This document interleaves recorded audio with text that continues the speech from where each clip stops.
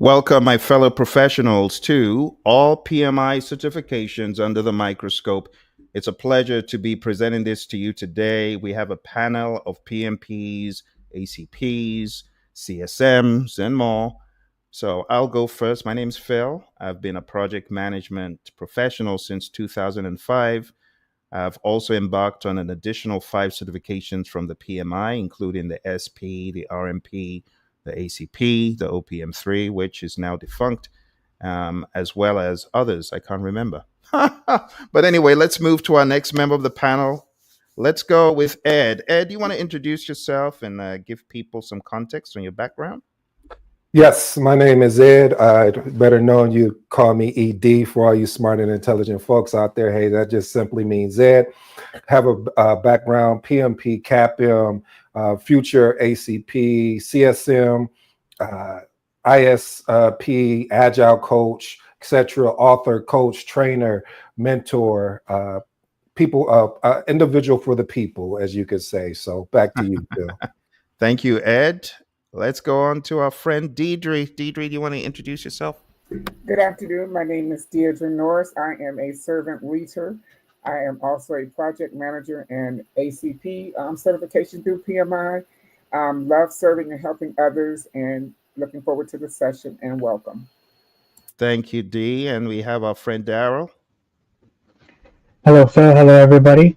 I am Darrell Mesa, and I am an AI influencer focusing on project management and how AI can be integrated in project management and all sizes of projects. Thank you, Darrell.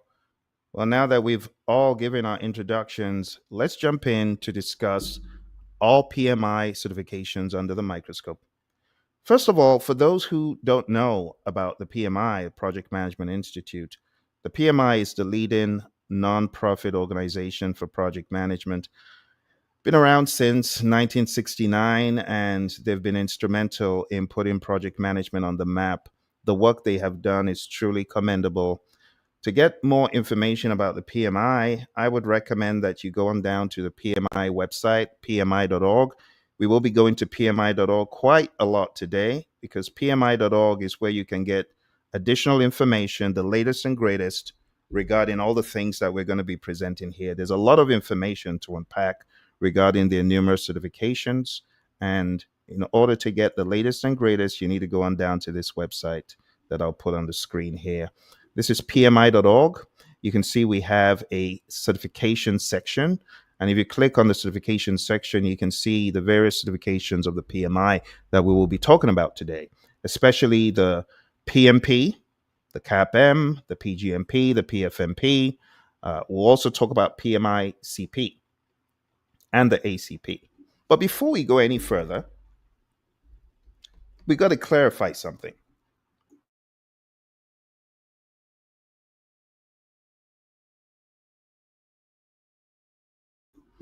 And what we need to clarify is the fact that getting these certifications is awesome. It gets you in the door. But I don't want those of you that haven't been on this rodeo before to think that getting certifications equates to getting a job or equates to getting employment quickly, because it does not. I also want you to understand that getting these certifications is great, but what transcends the certifications is the mentoring and coaching that must follow from experienced individuals who have been in the field, okay? So if you take a look at the various certifications that exist, they are from different walks of the world of project management. We have risk management, construction, business analysis. And in order to do it justice, we've got to do a deep dive. But I know some of you may be looking for an overview. So what I'm going to do first is give you a very quick overview of all of these certs. And then we'll go a step further and go into some more depth. Okay? So for now, let's jump into a high-level view of many of these certifications. I'll just give you the top of the waves, as they say, and my colleagues will be commenting accordingly as they see fit to make this a roundtable discussion. So, first and foremost, let's address the number of PMPs in the world. today to give you some context. The number of PMPs is in the region. The last time I checked, from the last official publication from PMI, was approaching 1.5 million. Okay. So I have here a snippet from PMI's now defunct PMI fact file. This was back in 2023. This was the last one that Tara published. Tara had done a great job over the years publishing this stuff to projectmanagement.com, and she was so great when we were working with her in the REP program. And she took on this role of putting all these stats out. And the last one that was published, the very final one, we can see that the number of PMPs was 1.454 million. That is insane. Ed, what do you think about this number? I mean, just thinking about what 40,000 looks like in a stadium. We've packed out tons of stadiums with PMPs. How do you feel about that? It's exciting because it lets you know the platinum status, as I would say, of the certification, meaning that it is worth something in any country or wherever you're located. So it just lets you know people are committed to learning more about project management as a whole instead of being interested, Phill. Absolutely. Dee and Darrell, what do you feel about being part of the 1.4, well, let's say 1.5 million? I'm guessing the number has hit that, because I know our CEO put out some information on social media last year. I was not able to locate the post, but it's definitely hitting that 1.5, if not more, million mark. What do you think? I think it's an honor to be a part of this community. It takes a lot of hard work and dedication. Goes back to what you said earlier. You need a mentor to help you through the process of even achieving this goal. But it's an honor to be able to be in this community and be mentored and grow, and then bring the practical application into the workforce, and then be able to share it with the next generation that's coming. So I'm honored to be in this number. Thank you, Dee. Darrell, what do you feel about that? I'm with the same as Diedre and Ed. However, I would like to challenge the status quo in regards to, the near future, in the next 6 months, a year, 2 years, 5 years, as AI is being integrated into our lives. Very good thought, Darrell. So let's go down the list real quick. So for those who wanted to get an idea, just a rough idea, again, this is 2023. This is about a year and a half ago. So just be aware this number has grown. But this was the last official that I got from PMI. And you can see the number of ACPs, about 60,000, number of construction professionals, just 100 at the time, RMPs, 16,000 at the time, SPs, about 3.5 thousand, PBAs, about 7,000, PMPs, crazy, 1.5 almost million there, PGMPs, 5,000, PfMPs, almost 2,000, and PMI Project Management Ready, which is for newbies, quite commendable, 6,000 there.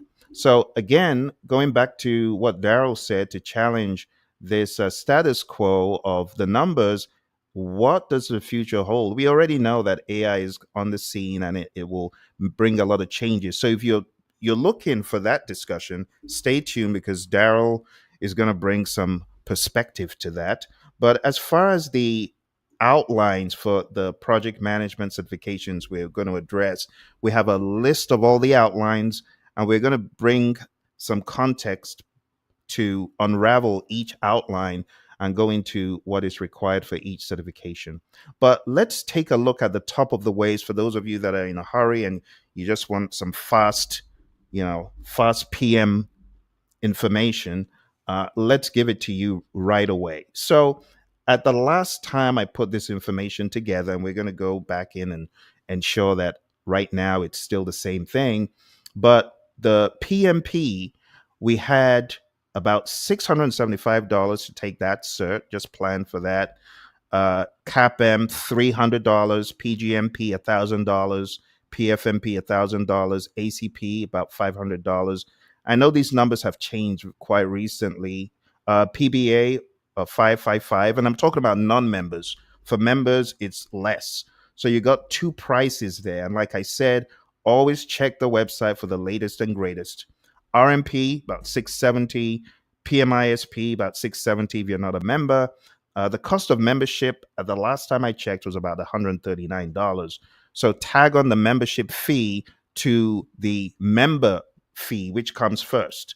For those of you who are wondering, well, there are two fees. Yeah, to be a member costs money. And as a result of that, you get the exams for less, right? Construction professional, 405 if you're a member, 555 if you're not. Again, that number could have changed. And these two at the bottom, PMI, PMO, certified professional, and cognitive project management in AI, that as well, you got to check the sites.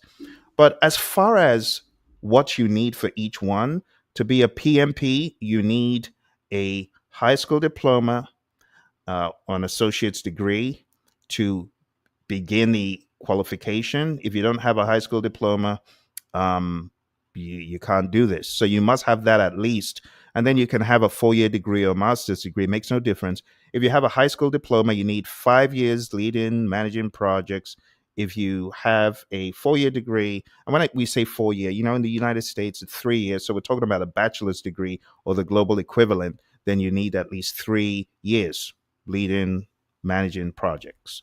And if you have any questions about this, because it could be quite hazy, and there are many fine lines that divide this description of projects. For example, I had a stakeholder who worked on a very robust kitchen improvement project at home, and he was able to use that to qualify. I had another student who was part of a sorority, and they had very extensive programs, and she used that to qualify. And I've had other students who were part of sororities, and there was one particular project that a student worked on for ages, which was providing scholarships to disadvantaged youth. And that was her project she used to qualify for her PMP. So you don't have to work for Fortune 500 to qualify. You could have worked on a project where there are records, where the information can be validated, presented in a logical way, and checked. For CAPM, you need a high school diploma, 20 and 23 hours. For the PGMP, it's a little bit more intricate. So if you got a secondary school diploma, then you need a combination of things: 48 months of PM experience, 84 months of program experience. And it gets rather intricate as you go down the list, but I don't want to bore you. You can hit pause and you can take a look at these to get a top of the waves idea of the prerequisites. Okay. Now, before we go into a little bit more detail on each one, if you're going to say, okay, Phill, which one is the most popular in the world that will likely get me some attention in the job space? It's the PMP. This one is being searched for by everyone and their grandma in the professional space. So if you're looking to jump in and you have the prerequisites, this is not a bad one for you. However, also be aware that the CAPM is a good entry level. And I've had many students that have gone through CAPM first because it's low risk in terms of cost and they want to get their feet wet. Now, for those of you that already have a PMP and you're thinking, what next? Well, the what next depends on your industry. Some people are managing multiple interrelated projects called programs. For them, maybe, just maybe, the PGMP is a possibility. But I'll tell you straight up, the PGMP is like PMP times 5. So you got to have the aptitude and the amplitude to tackle it. You see the amount of work needed? Just talking about experience. And then even if you have a 4-year degree, you still need 4 years of PM and 4 years of program experience. And then you're going to have a panel review and then take a look at what it costs. So you got to put these in their proper perspective. But in all honesty, the PGMP does not necessarily mean you're going to get employment as a program manager. The landscape is very different. Most PGMP people are maybe working for companies that support it, or they believe that it will add something significant to their career, but they're not doing it just to get in front of an interview. Because the interviews that people get for program management, if you take a look at the Indeeds, the LinkedIns, the Monsters and the Dices of the world, they're asking for just a PMP most of the time. Very rarely do you see PGMP preferred. Okay. And just so you know, program management is hinged majorly on 2 topics: The two topics that program management is insanely hinged on, beyond the technical knowledge that you'll find in the PGM book, is leadership and stakeholder engagement. If you are certified and you are worthless when it comes to leadership and stakeholder engagement, well, good luck. You'll probably be kicked out of the door, because the multiplicity of programs have stakeholders that really don't care about your PGM buck. It's what have you done for me as a program manager? So I just wanted to give you context so that you don't feel I'm leading you down a blind alley. Don't get me wrong. I love the program management standard. I've written books on it, which you can find on Amazon, about this standard that PMI have very recently introduced the principles to. I love it. But I don't want you to go away thinking, oh, Phill said I should get PGMP. So no, I'm not saying get PGMP. I'm just telling you what's at stake. Now, the knowledge that you get from going through the process is insane. It's great. It just puts you further ahead of your peers who are managing programs without any framework, right? I talk about the GABSP, the Get a Big Soda Pop framework, which I coined as such. You can find books and videos on that. In fact, if you go to the Project Leadership Institute channel, you can find tens of hours of program management training that I've put out there. So I love it, but I don't want you to think this is your next step. For some of you who are PMPs, your next step very well might just be, let's skip portfolio for now. Let's go to the ACP. It might very well be coming for a class where Agile is broken down. Note what I said. I didn't say immediately getting ACP certified. I said going for a class where this is broken down adequately, so you have pragmatic awareness and knowledge that you can take back and use, right? So my buddy Roy and I, we have classes on this stuff. And this would be the exception when I say get ACP certified. Trust me, I've been ACP certified since 2016. My ACP, in terms of pragmatism, was worthless. I was still an agile dummy despite getting ACP certified.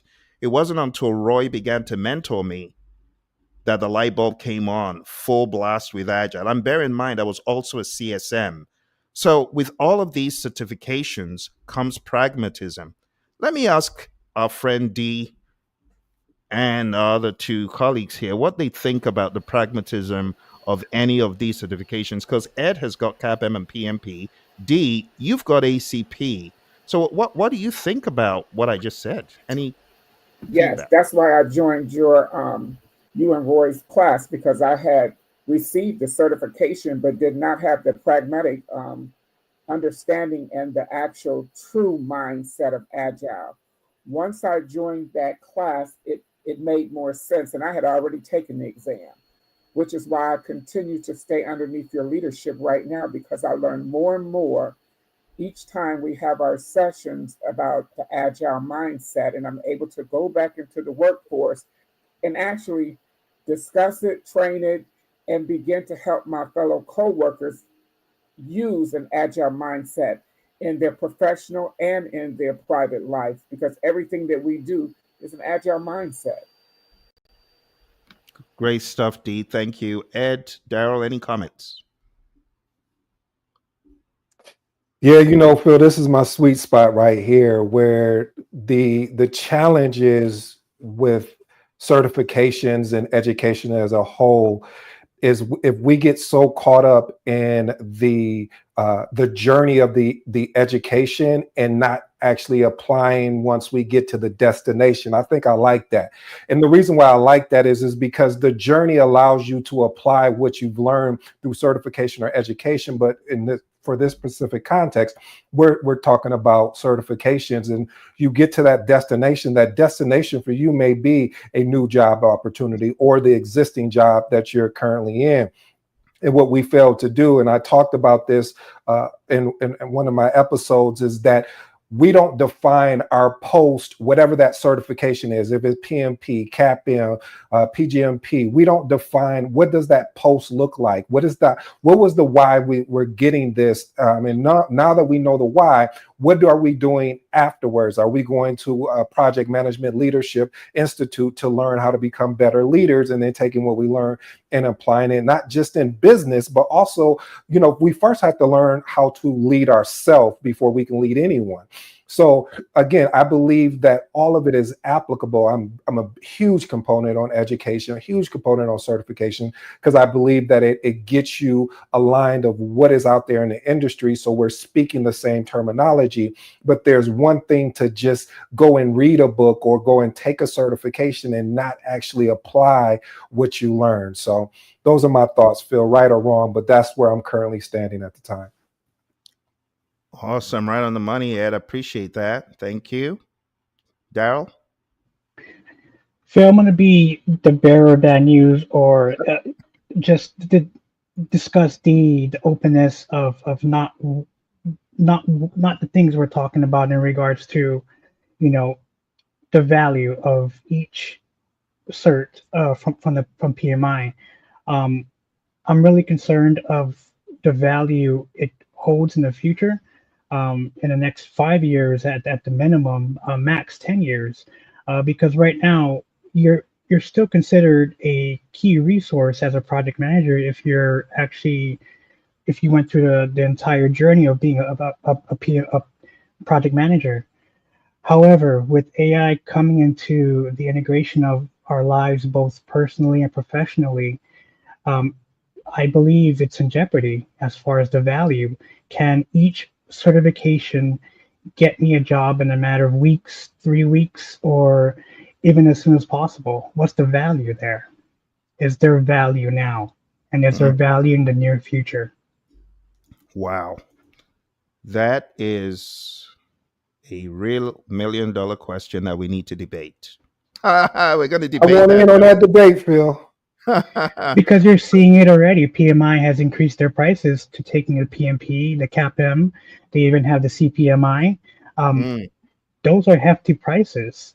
And directly towards to you, Phill, you know, as a student and as I see myself a student in this profession, what's the value? Is it going to get me a job tomorrow? Am I going to have recruiters calling me up like crazy after I get certified for CPMI? You know, what's the value? And I don't think PMI is ready to entertain that question just yet. I love that, Darrell, about value. Let's unpack that, though, Ed. Let's unpack the word value, because, you know, it's a very nebulous word that people throw around. So when we talk about value, let's give the PMI definition of value. PMI tells us that value is the net quantifiable benefits that a customer or stakeholder receives from a deliverable that is delivered. So let's take this as a deliverable. Like Darrell is saying, we spend $1,000 on one of these higher end certifications. What is the benefit in the marketplace that it gives us? Let's not talk about the knowledge alone, but let's talk about the entry into the job space. Does it really give you a benefit, Ed? What do you think about that? Yeah, as you know, as we were talking about this, I thought about it even more, and you could look at it at two different spaces. So first space, I want to look at it from a financial opportunity. If I am at job A and I'm working job A, I get certified, and job A does not offer me, and let's reference PMP, and they do not decide to give me a pay raise or anything of that nature. Then I go to job B and they want to give me, let's say, whatever that X amount is, whether it's a 10,000, 5,000, 20, or whatever that number is, then I could tie it back and say, yeah, well, I got value from the PMP being PMP because I went to this other company and they gave me a pay raise. But then on the flip side of that, if I just stayed in job A because I enjoy the organization, I enjoy the people that I work with, and if we're not using some of those practices in that actual organization, and I'm only one person as a PMP, or let's say it's 5 of us, then it doesn't add value to the organization. And this is one of the reasons why you would see hiring managers sometimes pushing back on PMPs, because of the fact of is that individual or that collective group wants to maybe leverage the PMBOK a lot, but what we fail to understand, and this is to you organizations, is that is a standard guide. That doesn't mean you have to implement everything that's there. We can pick and choose. So the value to me is from a financial standpoint, if I leave company A to go to company B, but I still think the price point for people, coming in is kind of steep. I'm not gonna sugarcoat. I want to be transparent, and I believe it's steep because of the fact of that as this continues to grow, PMP continues to grow, you do have that thought, and I know this is where Darrell gets excited, and I'm gonna make him excited today, is with AI and AI coming in now. How do you make that transition where some of these administrative tasks, with building a charter, building out all the artifacts in the project management plan, even scheduling, now that I've noticed on certain tools that they're adding AI functionalities to help with the two-way communication or updating your schedule. So this is where Phill, and I'm tying this all back together, Phill, so excuse me for the long-winded response, but this is why it's important you go get this PMP, but the whole point of it is leadership and communication. When you have the ability to be an effective leader and an effective communicator, this is what's going to allow you to separate yourself from people that generally just go get the PMP just to say, I got my PMP in 2 weeks, and now I should be able to go get that six-figure job. And then they go to the interview and it doesn't go that way. So over to you, Darrell. I see your lips ready to go, so I'm gonna let you. No, and I'm not trying to be the AI doomer of this conversation. I'm just trying to, really influence the opportunity for AI to be part of the profession. The past 2 years, 3 years, PMI has been, on the quiet side of AI, and the question now that we all ask each other, if you're not a project manager or a regular Joe Schmo working on the job field, are you AI ready? That's the question we all ask. Do you know AI? What do you know about AI? Can you describe what AI is? A prompt. You use ChatGPT. And from here on out, you're looked at as, okay, you're not being very innovative, or you're not adjusting to the future or the near future, which is tomorrow. Right now, Microsoft has a project manager agent. So what value do these certificates hold when going at a steep price? I'm very happy with the steep price, but the value it needs to give. Yeah. I really am enjoying this discussion. So let's talk about value, because value is both tangible and intangible. So while you may not be able to get immediate employment as a PMP or a CAPM, let's take a look at the list. So we've got PMP, CAPM, we got ACP, we got the business analyst certification as well. We got the risk management professional. We got the schedule. So let me talk as a holder of at least 4 of these certifications in terms of value. And I'll just be straight up honest. The value of the PMP does not come if you are not pragmatic upon getting the job. So PMP will get you in the door. And I'll just speak for myself, because when I was looking for employment 20 years ago, and I needed to get in the door aggressively, let's be honest, I needed to make more money. Come on now. So I got certified so I could get in the door, make more money. I wanted to get to 6 figures, and PMI got me to 6 figures in less than 4 weeks of getting certified. Now, I'm not saying this is for everyone, but if you don't know the stuff, wait a second, I'm coming, because this is where I got to make it real. I got to speak to those who are not willing to do the work. So you've heard me say reading a PMBOK guide is not going to get you certified. You've heard me say that. But I want you to know this is your professional responsibility to know what's in these books. All right. Before we got on this call, I was just talking to Dee and the gentleman about getting our comments in for the 8th edition. So I take it very seriously. If you're certified and you don't know what's in this book, if you're a PMBOK dummy, you don't know what's in these books. Well, guess what? When you get into the job and you get into a very project management intense PMO related job, and you cannot bring it, you don't bring anything innovative, you're struggling to get your project artifacts done, and you're nervous because you don't know it. You got certified, yeah, because these days everyone's like, oh, I can get you certified in two days. Everyone's saying that nonsense. But what happens when you get in the door and you're not able to pragmatize what you're supposed to know as a PMP? Then you're not going to get value from that. But if you go into a firm, just like I went into Honeywell, not only was I an earned value management expert, earned value management, which some people are running away from, but I embraced it. It's hard, it's difficult to drink the Kool-Aid. But after I drank the Kool-Aid, I was able to add value to the firm I was in because I truly knew earned value, CPI, SPI, TCPI, all the S curves, cumulative earn. I knew all that stuff because I'd studied it. But the problem with PMP is getting certified. People have that feeling that, oh, I'm a PMP, so everything is just going to fall from heaven on my lap. It's a lie. It will not.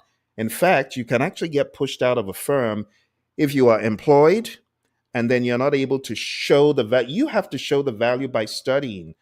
Darrell, let me put you on the spot because you're very good with project controls. Is it PMP that made you get good with project controls, Darrell, or did you do some additional work? Let's be honest. I did some additional work, Phil, but the PMP was my ticket in, to Yeah. getting a discussion or a seat at the table. So But the even that I still had to provide value and be able to articulate as a PM. there you go. And honestly, I mean, because you've been my co-trainer in Microsoft project training, project management training, same for Ed, and you folks have done the work. So I want to challenge the misnomer that PMP or any of these other things are going to give you the value without you doing additional work. I think what is missing is, and I'm really appreciative of Dee for wanting to stress this, that yeah, you could get the PMP, the ACP, PGMP, PfMP, but if you don't do the extra legwork, the research, the pragmatism to link what you have been taught or tested, or not even what you've been taught, because I mean, most people don't go for these classes that are exclusively done by PMI. They go for general courses on all these platforms. I mean, we have a course on Udemy. People come for that. But what we try to do is make it as pragmatic as possible. Otherwise, it's very possible for you, like I was. I was an ACP, but I was an agile dummy. I did not know how to make it pragmatic. I would still call agile what it was not. I would refer to Scrum as what it was not. So I'm just being honest and open here. But it's a very good topic and sobering topic to understand as you're getting these certs. You could be certified, and in the marketplace, you're looked at as not being proficient because you go for an interview and you cannot pragmatize all the stuff you're meant to know. You go for a portfolio manager interview and you're not able to speak to things such as what is your framework for choosing one program or project over another? How do you diversify a portfolio? And you cannot speak to that. How do you build in strategy? You cannot speak to it because you haven't pragmatized it. So while I am quite against the steep entry point that Ed talked about, and I'm also against the misnomer that, oh, you get certified and then no, there's another piece to the puzzle which is dependent on the person. So PMI has their responsibility, but we also have ours as well.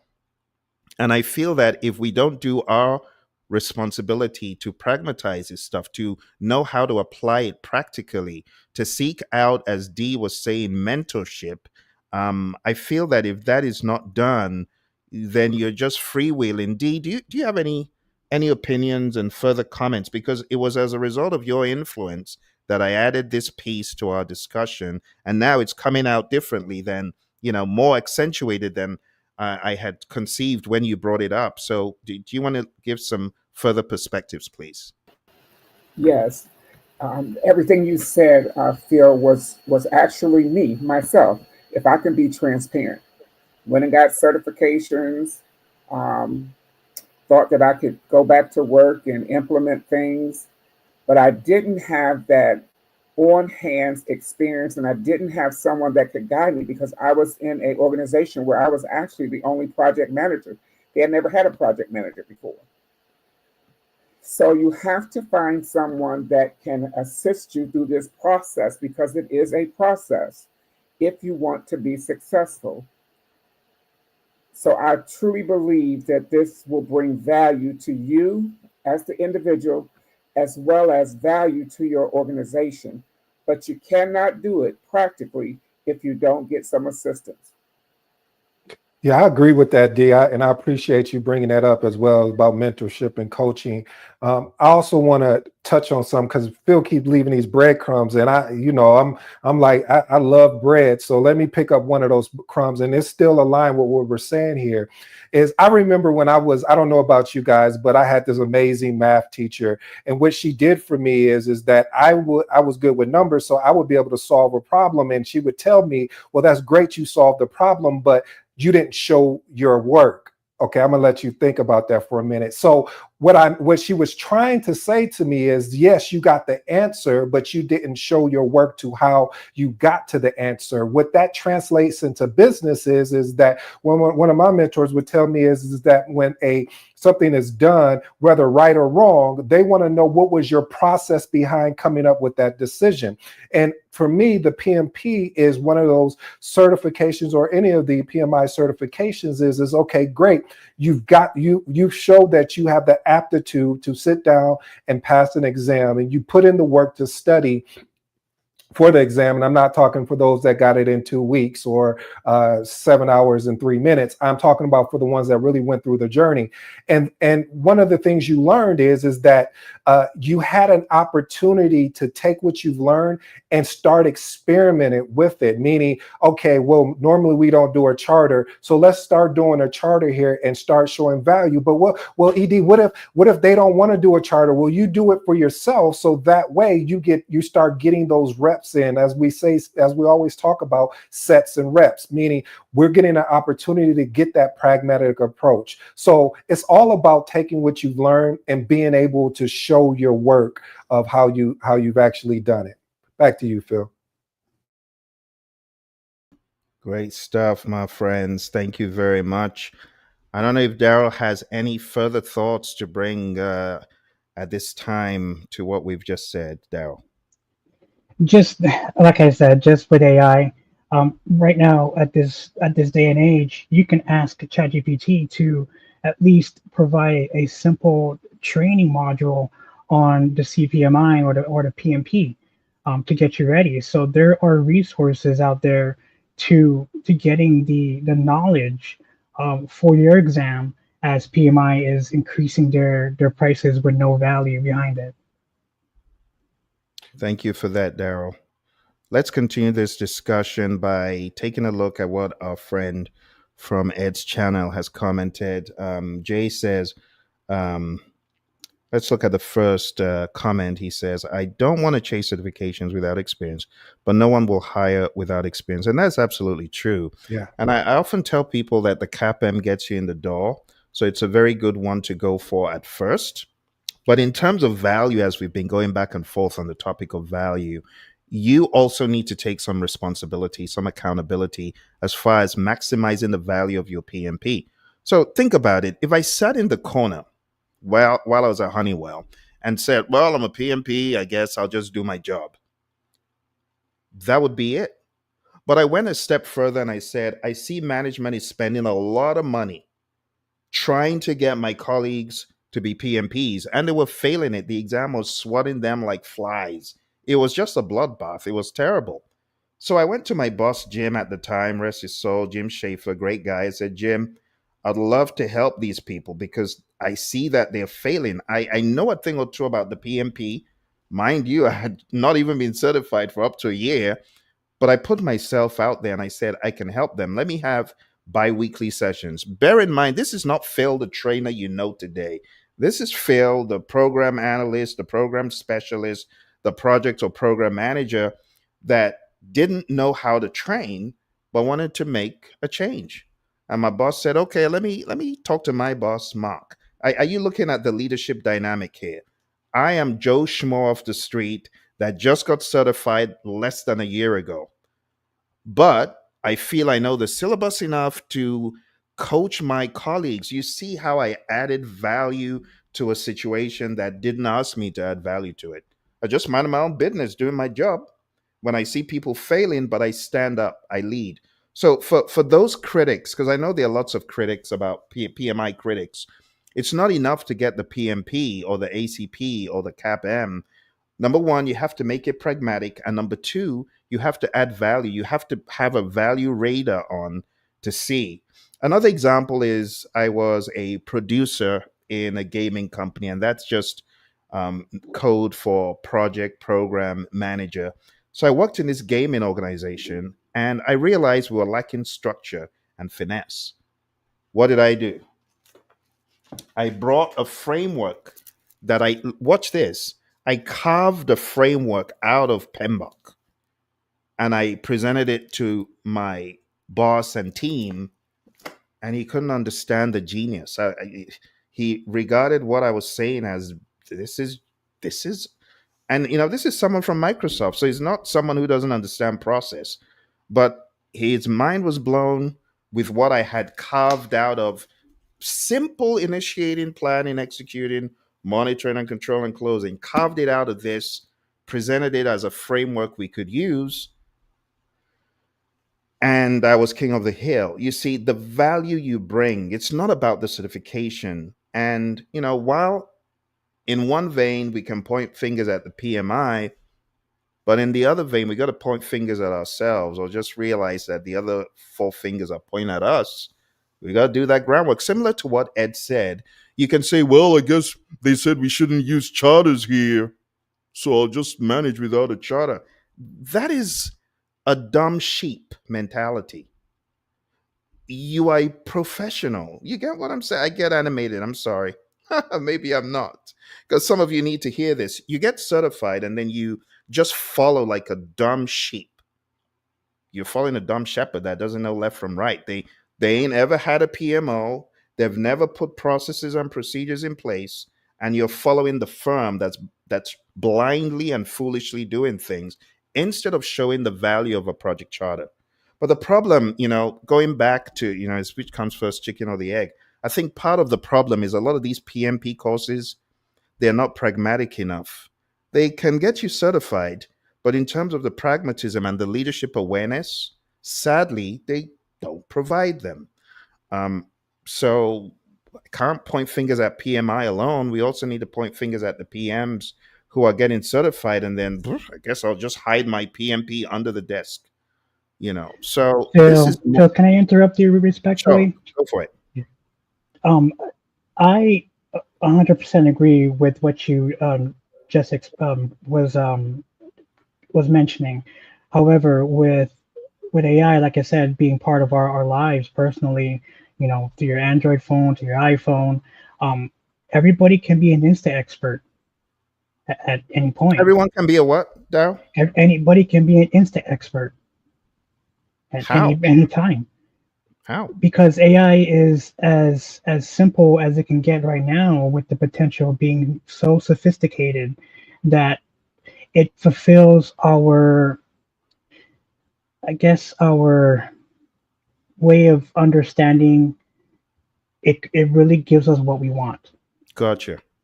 So if your boss is having an issue with processes, you're able to ask your ChatGPT, how can I better improve this? You're able to bring that to the table. Leadership, Darrell. Do you see what you just did? You executed a leadership thought in going to the AI. Some people ain't gonna do that.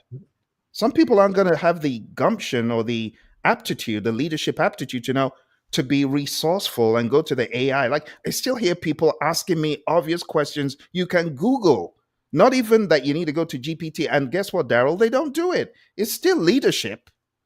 It's leadership. However, it's also a bad habit. We are going to be, we're going to have to not apply that bad habit. This is just like drinking beer and drinking and driving, in my opinion, especially with AI.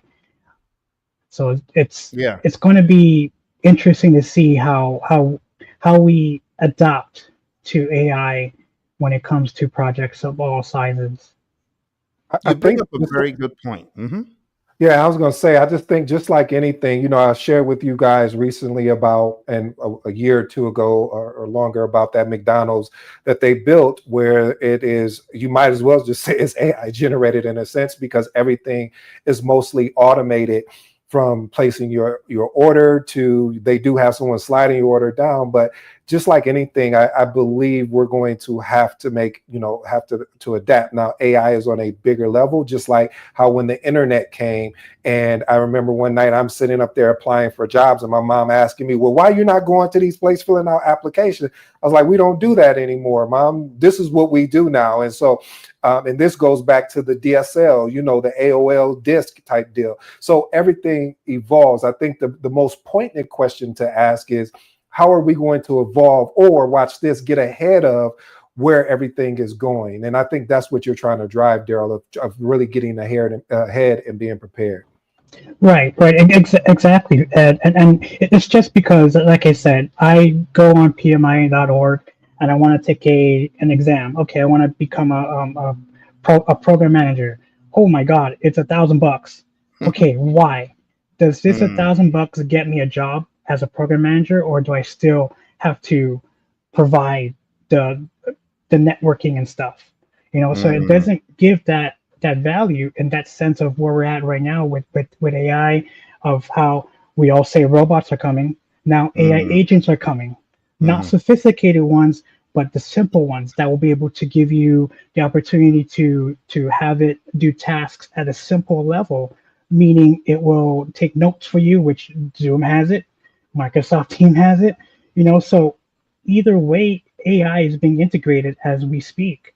And we still are not understanding how powerful it can be when it comes to project management. You bring up a very good point. Something that just jogged my memory, Darrell, is the fact that the value, like you said, you go to the website, okay, $1,000. Why? I mean, why is it not the same price as PMP? And this is a question that PMI will have to answer. I don't think the value proposition is very clear for PGMP. Is it just to tag on a higher price, or is there truly more value from being a PGMP? Because if you go on all the job boards, you'll be fortunate to find 5 current in the past 1 month jobs that refer to PGMP as a must. So you bring up a very good point, which takes me back to many years ago under different leadership. There was an aspect of the PMI's portals where you could search for a job based on what your certificate was, and PMI would kind of bring jobs to the forefront. I don't know if they still do that. I haven't seen that in a Yeah, while. I just recently got an email about that, Phill. I'm so glad you brought that up. Like literally, I think this week or last week, and I was like, "What is this?" And yes, you're right. What you're talking about. Oh, that's cool. So, I mean, that's part of value. But again, to $1,000 is a lot of money. And when you fail the exam, let's talk about the resit fees. PMI makes a killing from those. So I guess this is a word for PMI and our friends in the organization. Try to add more value, and even if you're doing it, the value gets buried when it's not brought to the surface. You got to bring some more value. But I want to give a shout out real quick to a few of our friends who came through. So, first of all, we had one of our friends who said, will this be available for replay? I'm not sure who this is, but yes, it will be available for replay. We had our friend Marcus come through and say, what's up, Ed? Thank you, Marcus, for coming through. And then we have our collaborator and friend from the Praision tribe, Scott. And Scott, welcome. Scott, I know I owe you a response to one of your most recent emails, so hold on to that thought. But thank you for this comment. Scott says, but with AI, you need to understand the problem first, and then have to have understanding to ask it the right questions in the first place. It's the same relative question of what tools do I have and what task do I use the tool for? Do I use the half driver to turn that nut or a torque wrench? Very good analogy, Scott. And Scott also sent in this other comment and said a significant number of projects fail. So having a cert is just a start. You have to be able to execute. And you can see from Scott's title there, he has a lot of these certifications. He says PMs are leaders of people. So having a framework is better than no frame. You have to have processes to teach people and lead them towards goals. Exactly. Thank you for articulating that. So when you take a look at Phil, a lot I of wanted to comment on Scott's comment and yours as well. And this is, targeting outside PMI and price gouging. Um, Everybody's going to be price gouging. We all see it right now. Take my AI Mm, course. You get it's 500 bucks. You're going to get a job tomorrow. You take that course, you spend 500 bucks, nothing happens after a week. So we're going to be expecting those types of agencies providing that type of advertisement, to grab your attention. And that's why the value I'm always expressing in this forum, what's the value out of this? Why am I mm, sitting in this webinar? yeah. If I take this journey, to take time away from my family, watching TV shows, Mm, does it get me where I need to be? that's a And great question. Yeah, we're all going to experience that. We see true. it every day now.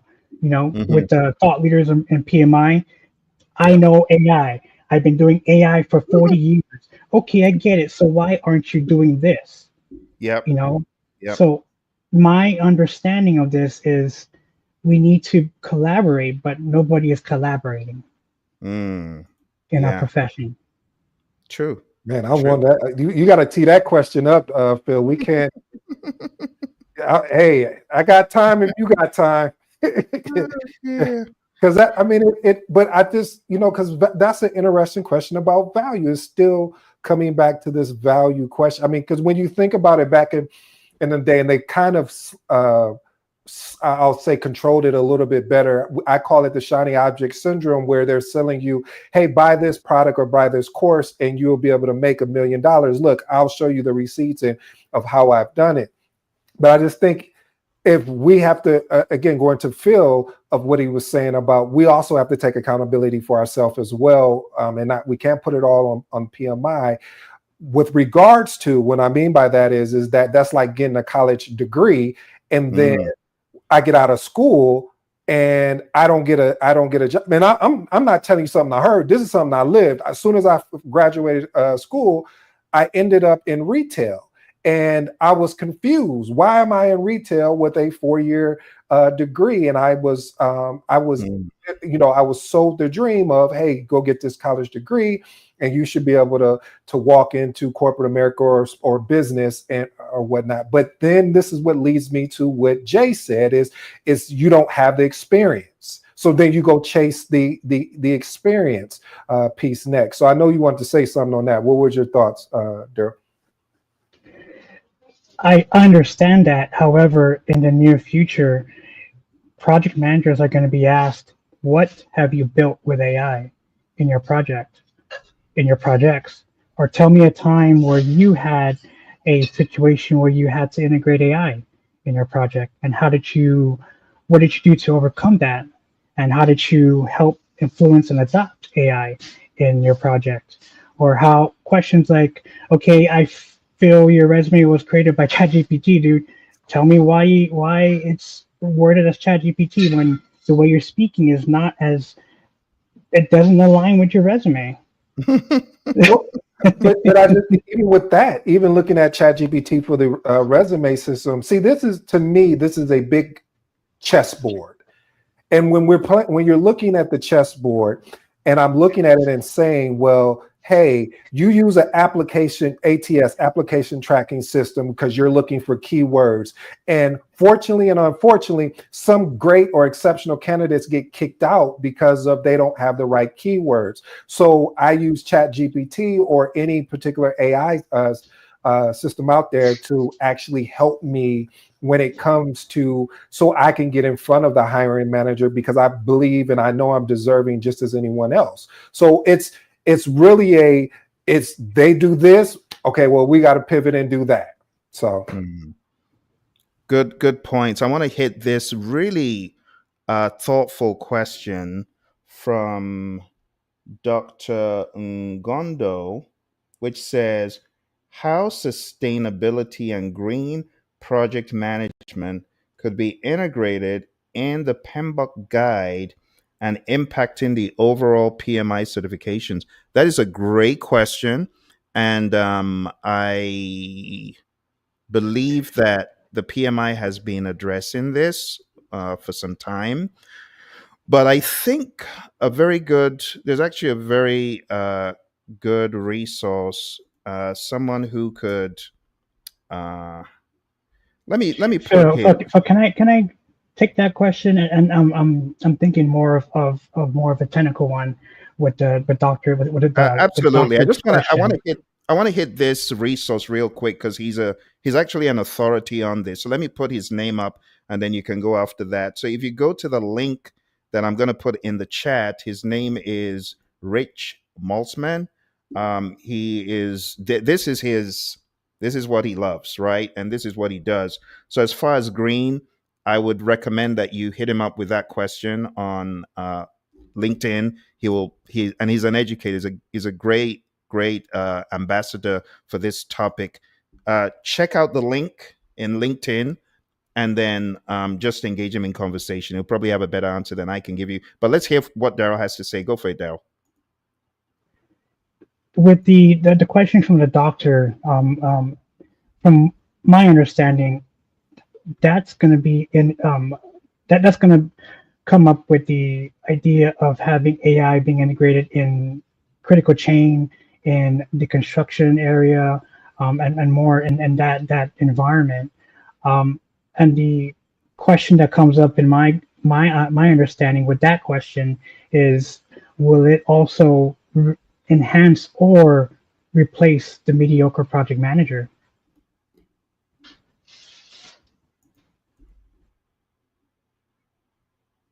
Any comments from D or Ed on that? No, I want to go check out that resource you just provided, Phill, because that lane for me, because when I think of green projects, I think more of going from like solar power type projects or green electric. And I mean, so I'm not that averse in that, so I don't want to speak, but I just think it is going to be interesting to see where do we go with this. Will we start moving away to more electric type, vehicles and getting away from gas and or I should just say oil in general? Gotcha. Thank you for that. So definitely check out the resource that I put there for Rich. Great guy. He's an educator, loves to educate.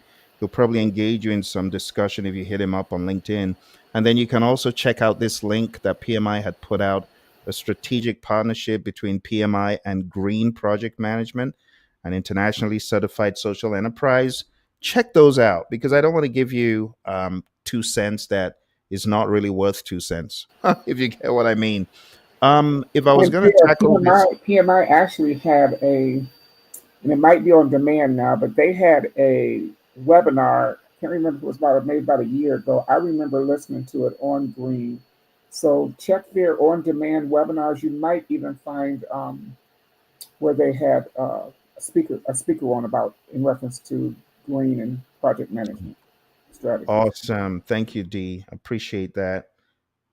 And yeah, check that out, and I'm sure you'll get some valuable information. As a layman, if I was, I've taught a company or two that is deeply into green, but what I would say is that it's not a bad addition. What PMI has done over the past number of years is they have created addendums to the PMBOK guide. At my last review, I don't recall seeing any addendums, in the area of green energy and stuff.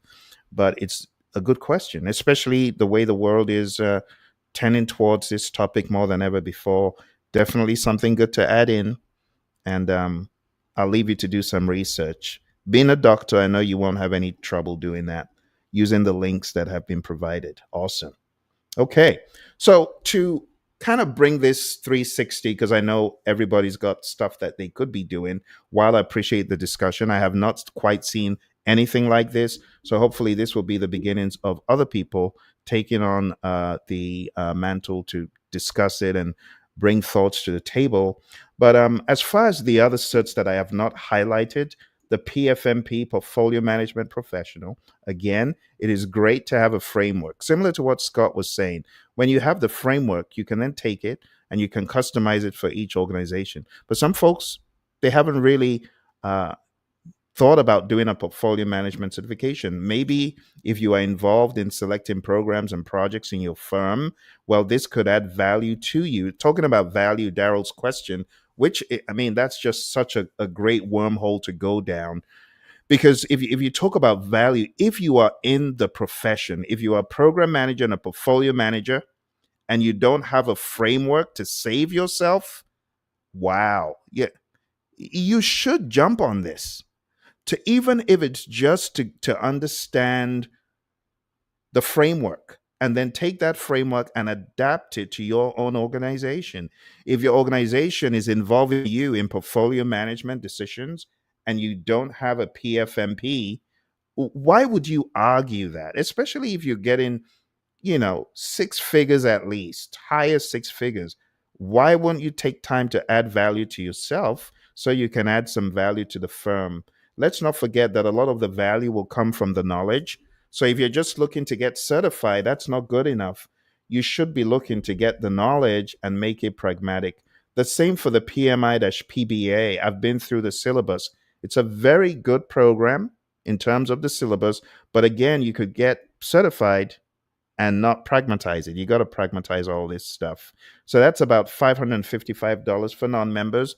The RMP, hugely beneficial to me as a professional, because what this did for me was make me more attuned to how to apply risk management to my project. So I'd already gotten experience doing this, especially in my Motorola program. This whole concept of risk I'd never seen it like that anyway. Even the previous firms like Honeywell and so on I'd been in, yeah, we do risk management a different way, but this was really more by the PMI book. So that helped me a whole lot. PMI-SP is one. I've kind of been Darrell, what's your thought on this? Because I've kind of been beckoning to Darrell to take the bait and do PMI-SP. Is this still on your to-do list, Darrell? Most likely, Phill, but we'll see in the near future. He drank the AI Kool-Aid. Yeah. I'm not gonna lie to you. It's a pretty amazing Kool-Aid. So everyone's gonna be able to drink the Kool-Aid pretty soon. Understandable. And honestly, Darrell, let's pragmatize this, because what I'm doing, let me ask the viewers, which certification did I just pull a trick from and use on Darrell right now? Can you guess? There's a certification that does what Darrell just explained. He said, yeah, drank the AI Kool-Aid. You know which cert that is? Okay. Pragmatically speaking, that is what we do in portfolio management. So now you get the chance of seeing this stuff in action, because portfolio management, as PMI says, is doing the right work. Project management is doing the work right, but portfolio management is doing the right work. And for Darrell right now, he just made a choice. I'm following the AI trail, and the PMI-SP trail is putting on the back burner because he made a decision to choose a program based on value, based on urgency. Because if he doesn't get on that bandwagon now, before you get to July, Altman and Musk and all those players in the AI game, they've moved 20 steps ahead. So you got to stay on it. So yeah, point taken, Darrell. I understand. And Phill, the reason why I chose this journey is because, everyone is saying AI is going to take over your job. No, someone who knows AI, even the basics of AI, will take over your job. So you can have you can go through all this journey of being a PMP, CAPM, but the honest truth in reality, you need to know the basics of AI. Wow. That's a really great, profound thought right there, Darrell. So let's unpack that. So what Darrell is saying, we already see happening today. How many jobs that you see were done prior by someone else, but now that AI is on the scene, it ain't being done by that person anymore. It's being done by someone else, right? Who understands how to use the tool, how to use AI. Case in point, I would hire, and don't judge me for this. Back in the day, I would hire several artists, illustrators, colorists, um, people who can write the storyboards for comics, because I used to publish comics back in the day. But guess what? I don't even need to hire them anymore because AI is going to do it with revisions, no questions asked. Why didn't you tell me this before?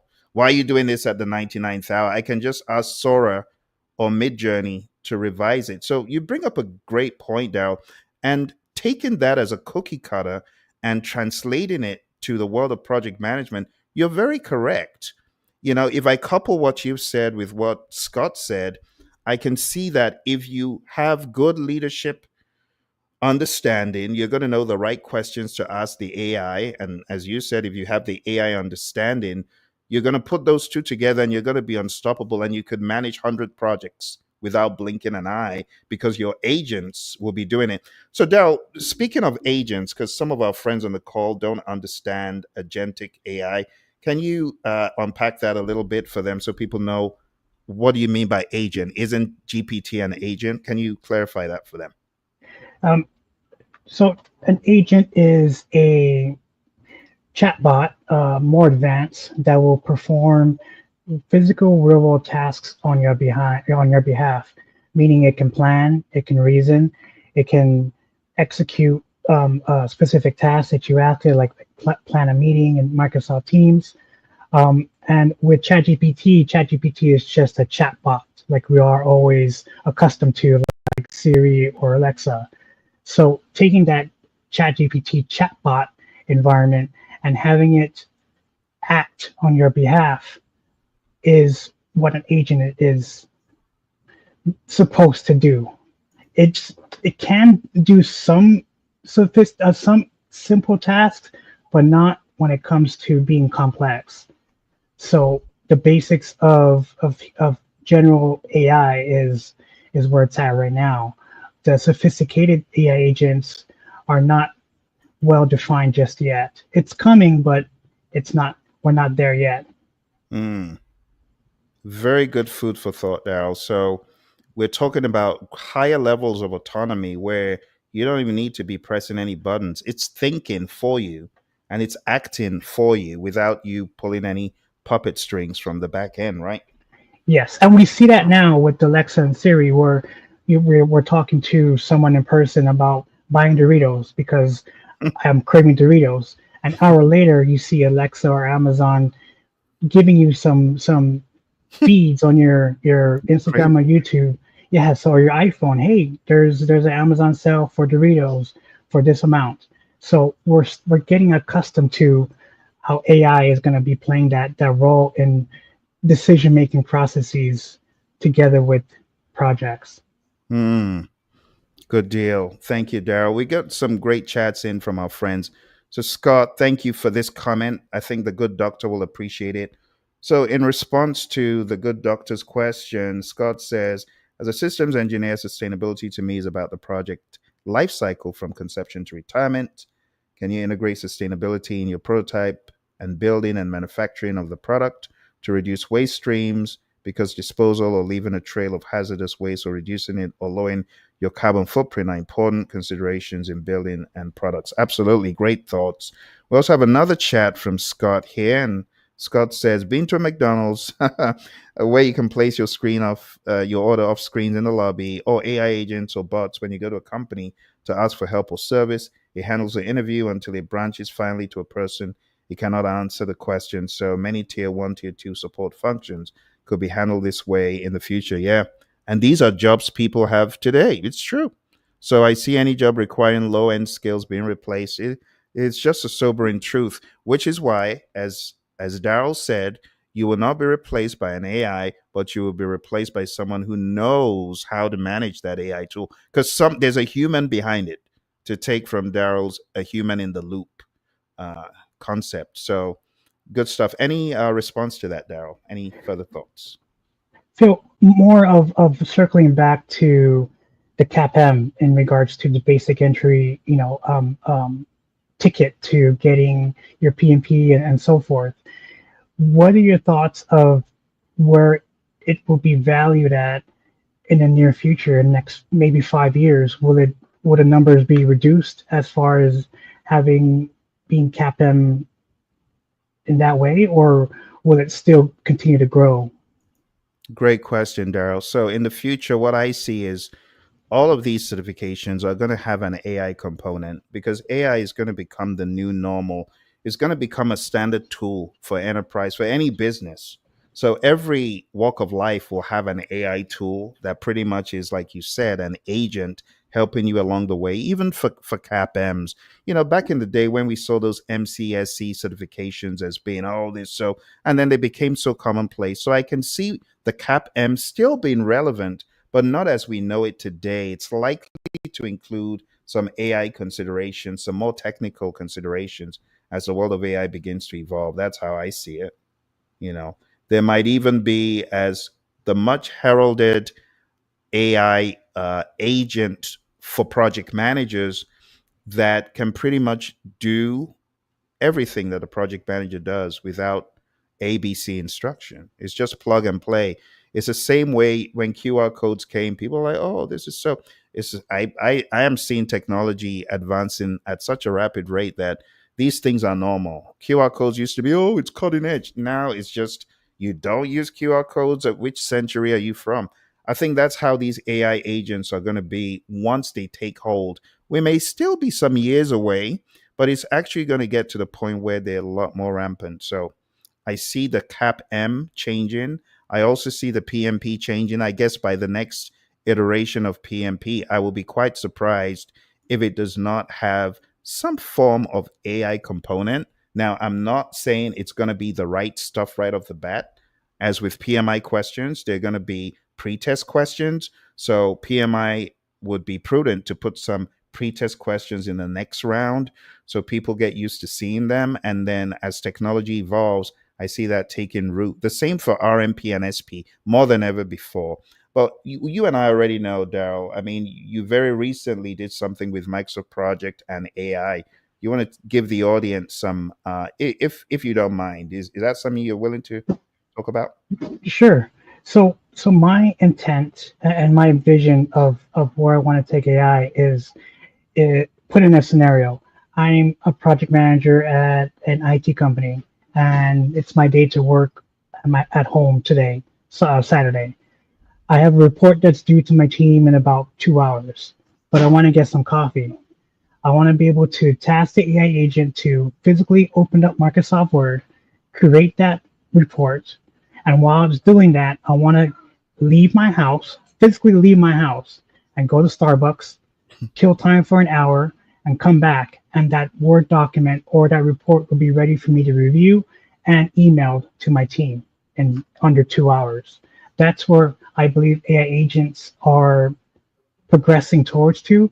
Many people believe that we already are at AGI, some sort of it, but not full AGI, in my opinion. But that's the intent of where I see an AI agent integrating with project management, because it still is going to require human in the loop. No matter how we deny it or not talk about it, it's still going to require that human in the loop.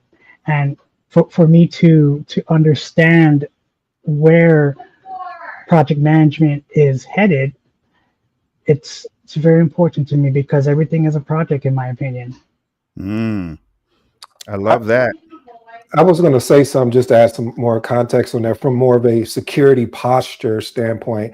I agree with both you and Phill. I agree with Phill saying that it's probably going to take a little bit longer, and look how we're saying longer, a year or two, or a little bit, probably no more than 5 years for AI agents because of security posturing. And a lot of organizations are not going to be willing, because the fear or the concern, even if your own organization, will this information get out to someone else that we're trying to really not let them know about? So I really think the security posturing is they're going to have to feel comfortable with the AI piece of things from an AI agent, not just leveraging AI through Copilot or anything like that.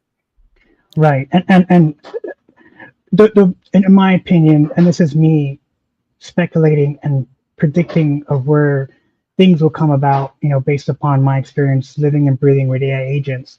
Yes, I do use AI agents or AI every day of my life.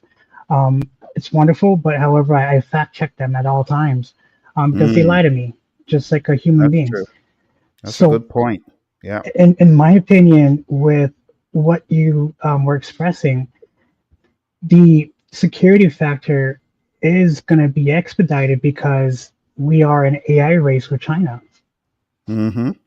If the AI race wasn't declared with the U.S. and China, we could debate all we want and how many years it will become, till we reach full potential AGI. Now we're in a race with China, so it really puts that into motion as far as how AI will be integrated into our lives in America.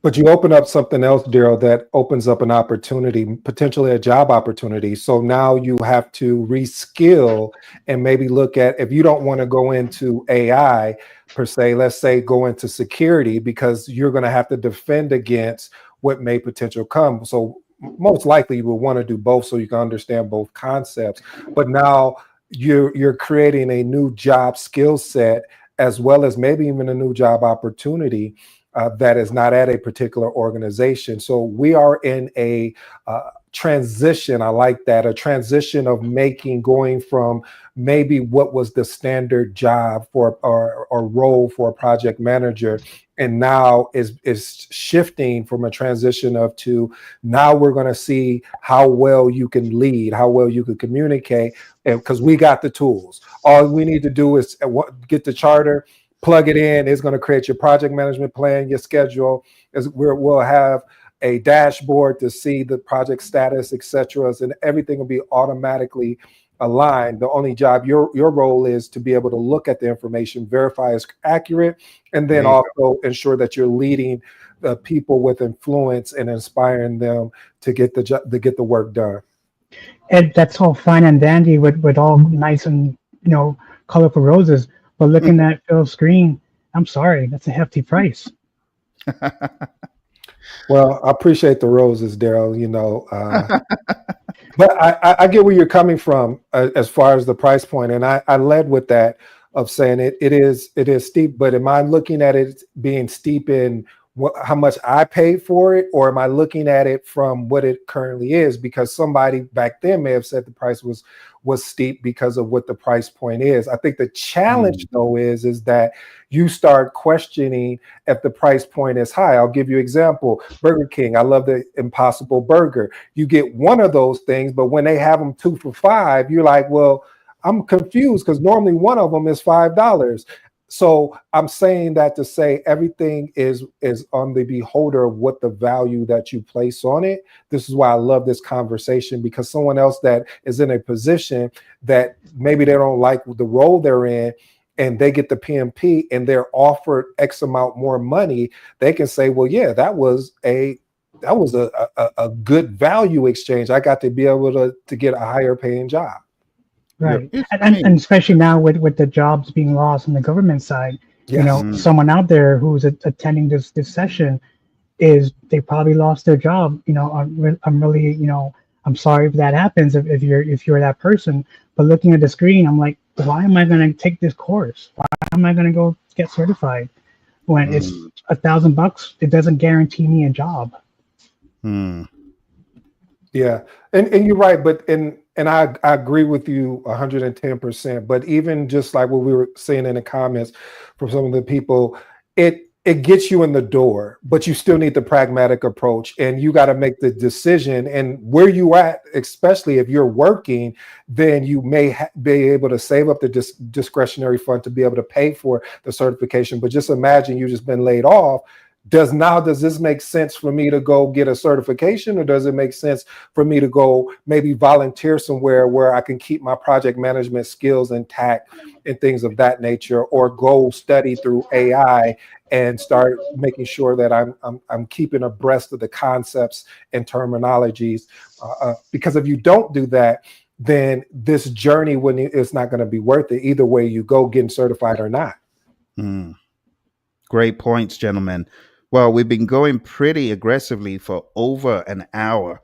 There's so much we can talk about, but we got to land this spaceship for the benefit of us and our families, because we've been at this since 9. People watching don't understand that we've been having our Project Leadership Institute sessions before we jumped on. So I want to be mindful of that, and let people, around you be able to enjoy your presence family wise. But let's try and land this. My concern is I've got at least another 5 hours of content, but I got to shorten it down to maybe 30 minutes. So let me go into manic mode if I could. And let me break it all down. Okay, take a look at the screen here, my friends. We have all of these certifications that we've been debating and talking about. There's so many of them. We've talked about the PMI construction professional, which I think is great. As someone from the world of construction myself, I got really excited. And I actually pushed this to some of my clients for them to be able to see this and get excited about it themselves. This is good stuff that the PMI is doing here, putting these certifications, because when you think about it, if they aren't doing it, who is, right? I haven't seen many affordable construction certifications that are under $1,000 that at least establish some form of understanding from a recognized body. All right. And then we have the PMO certified professional. I am not particularly enthused by this because I think PMOs are moving to a different model. I think PMOs are going to be moving more towards a VDO, value delivery office, or community of practice, as I have done for several of my clients. We've taken it from just being a draconian PMO. I was training up in one of Warren Buffett's companies, and they said, Phill, we're not doing that PMO stuff. We tried it before, it didn't work. Why? Because it was a bit too draconian and people didn't gravitate towards it. Well, it just tells you PMOs get a bad rap because they're looked at as being the popo looking to arrest people and send them to jail. But we don't want that to be the case anymore. So we got to change our mindset. So in some organizations, PMO is a forbidden word, and I don't begrudge them for making it so. So as you proceed to get your PMI PMO, just proceed with caution. Understand that more than ever before, companies are becoming more hybridized. And as a result, the PMO model is moving away. That's right. The PMO model is moving away. And what people are doing more is going more into the world of community of practice, where we all own a piece of the pie. In fact, in the PMI's Agile Certified Practitioner book, they tell you that there's such a thing as an Agile PMO, and becoming affiliated with the PMO needs to be more of a volunteer process. So even PMI caught that in the Agile Practice Guide. But the thing is that a lot of firms do not have this forward-thinking vision of moving from a PMO to a COP, community of practice, or moving to what we call a value delivery office. And there are other models. But in these models, in the community of practice model, everyone owns something and they bring their collective knowledge and they find a way of best fit, you see. So it's not always going to be a PMO model, which is the only reason why I'm not crazily enthused about it. But is it good to understand how a project management office should morph into more of a community of practice model? Yeah, but it's not one that I immediately recommend. I don't think the value to me is very much, especially as someone who's trying to move more into hybridization and more agile mindedness where it is lacking. Cognitive project management in AI, while this is a noble cause, again, I think it's early, too early for me to invest going towards $1,000 on this. As Darrell was alluding to, the price gouging. Yeah, I'm not a crazy fan. I do, however, love a lot of what PMI have out there. For those of you who are PMI members, PMI has a lot of free micro certifications in AI.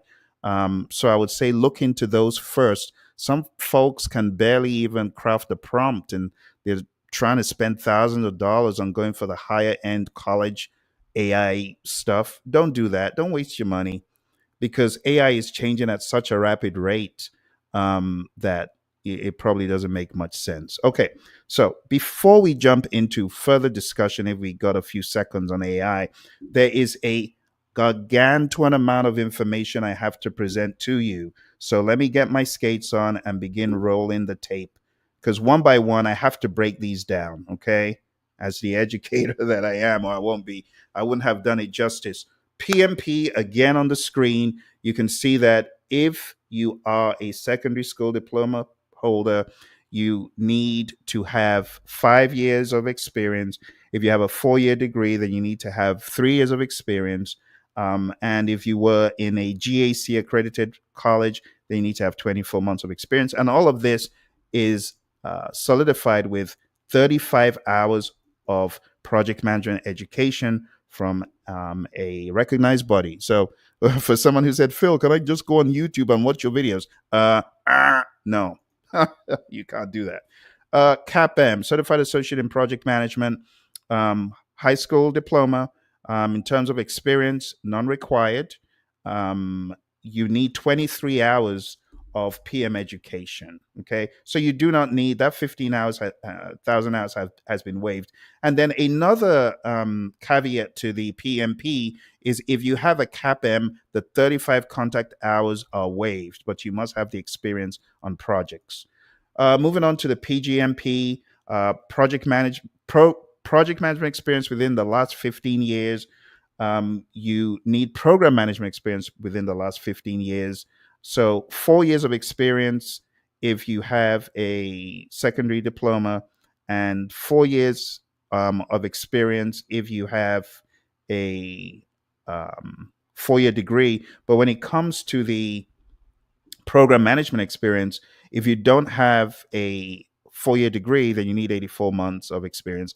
And then we've already taken a look at the cost. It's quite price prohibitive, as Darrell pointed out. It's very similar for the PfMP. You need business experience within the past 15 years, portfolio management experience within the last 15 years. Secondary school diploma means you need 84 months of experience. 4-year degree means you need 48 months of experience, which amounts to 4 years. From a GAC accredited degree, 36 months. And again, please check the latest and greatest, because there's so many moving parts in these. It is possible they have changed. For PMI-ACP, you need agile project experience within the past 3 years, 1,500 hours, and you need 21 contact hours of agile practices training, again, from a recognized body. For PMI-PBA, secondary school diploma, you need 5 years of experience in business analysis within the past 8 years. 4-year degree, you need 36 months of experience, which is like 3 years. GAC, 24 months. And remember, 35 contact hours in business analysis practices. And we're talking about education. So don't forget the training component. Some of these I might have skipped by, but you do need those training components. So make sure you're looking for the latest and greatest. All right. PMI-RMP, you need 40 hours of training, quite a lot of training. 30 if you've got a 4-year degree. If you've got a secondary school diploma, you need 3 years of experience in this regard. If you've got 4-year degree, then you need 2 years of experience in this regard for PMI-RMP. Moving on to SP, scheduling professional, very similar. 40 hours, because this is more specialist. And I'll just tell you straight up, these are not easy exams. So if we go to our list and you ask me, Phill, which of these is the worst, the hardest, I would say PGMP followed by PfMP, followed by PMP. Now, again, it depends on your aptitude, but I would say the questions are very robust and much longer when it comes to the PGMP and the PfMP. The PMP is also challenging, but these others are more challenging. You need to be even more prepared because the price is crazy. As far as the RMP, it is also challenging, but I wouldn't count it being more challenging than the PMP for someone on the first go round. If you already have a PMP and you're going for RMP, in my mind, you should already have an idea of what the PMI could do. Lots of trickery, lots of, branching out questions and red herrings. Same for SP. SP was the only exam I've ever been counted out on. I saw the clock go to a 0 because I was busy fighting some network diagram question. So when you're going into these, try to get some insights and understanding from those who have gone before you. For the PMI-CP, it's a little bit different. We talk about completion of 4 PMI-ATP construction-focused modules, 36 months in construction of the built environment in the past 10 years. So they up the ante on some of the requirements there.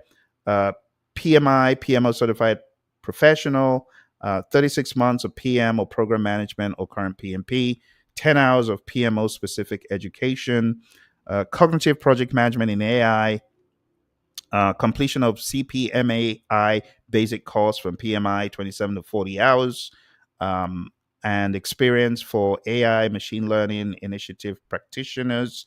I don't think there's any prerequisite in that regard. So it's a little bit different, but please make sure you're checking all the information that you should. So at a very high level, that is some of the detail. But before we go, I don't want to leave you high and dry guessing, okay, what is the syllabus? Because the syllabus is something else that I will have to present to you. So let me go ahead and share really quick the top of the waves of the syllabus, just so that you can get some further context regarding any of these that you want to go for. And I'll just ask my friends on the call if you're able to drop any other perspectives in the chat. For our friends, please do that. So let me bring this over here. Actually, not this. Should be something else. Give me a second. I have all sorts of windows open here. It's actually like a very chaotic environment. I'm trying to consolidate all of the PMI handouts, or PMI outlines, I should say. Okay, let's try this again. Here we go. Is it this one? Okay, I think it is. Okay, good. So let's start from the beginning. And I'll do my best to share each one of these as I go over them. So the first one is a PMP. This is the content outline. And just to give you the top of the waves of what this exam will test you on, you got the people domain, which tests you on leadership, interpersonal skills, human interactions, things of that nature. 42% of the exam will be from that domain. The process domain, 50% of the exam, and the business environment aspect, just 8% of the exam. Going over to the CAPM, the CAPM was recently updated, and here you can see we have project management fundamentals and core concepts, 36% of the CAPM. Predictive plan-based methodologies, just 17%, the smallest of all.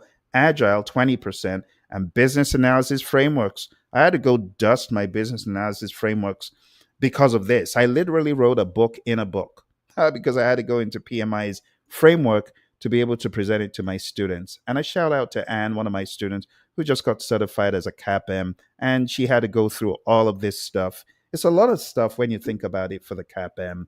Moving over to the PGMP, I have covered this on the Project Leadership Institute channel if you want to go more into this. But your PGMP exam is broken down into strategic program alignment, 14%. The biggest chunk is program lifecycle management, 44%. The concept of benefits alignment, 11%. Stakeholder engagement, 16%. And governance, 14%. Going over to the risk management professional certification, it's broken down differently from how you would imagine if you're aware of the 7 processes of risk. But we have risk strategy and planning, 22%, risk identification, 23%, risk analysis, which will be qualitative and quantitative, 23%, risk response planning, which deals with avoid, transfer, escalate, accept, mitigate, 13%, and the concept of monitoring and closing risks out in your risk register, 19%. Going over to the schedule professional, We have a breakdown, which is a little bit different from how you would expect it to be based on the 6 things we do in scheduling in other publications from PMI, but they break it down like this. Schedule strategy, which a lot of people are not thinking about like a strategy, is 14%. Schedule planning and development is 31%. Schedule monitoring and controlling, which is a large chunk of how valuable scheduling is to you as a professional, is 35%. Thank goodness. Schedule closeout, 6%. And stakeholder communications management, which is what you would do with your schedule, is really more of a communication tool than a beating people over the head kind of a thing, and that's 14%.